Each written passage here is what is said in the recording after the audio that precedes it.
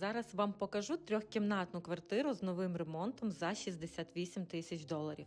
До речі, вона без комісії, як всі квартири, які я продаю.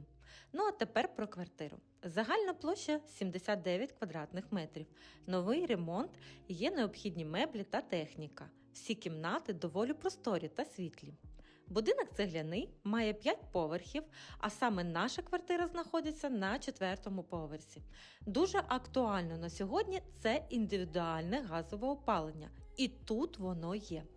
Комплекс називається Ворзель Парк, знаходиться в передмісті Києва в курортному містечку Ворзель, біля міста Буча. Фішкою цього комплексу є те, що навпроти знаходиться озеро та доглянутий парк, де ви можете проводити дозвілля зі своєю родиною кожного дня і не доведеться кудись постійно їхати. Нагадую, що вартість цієї квартири 68 тисяч доларів. Це чудова пропозиція відповідно ціни та площі.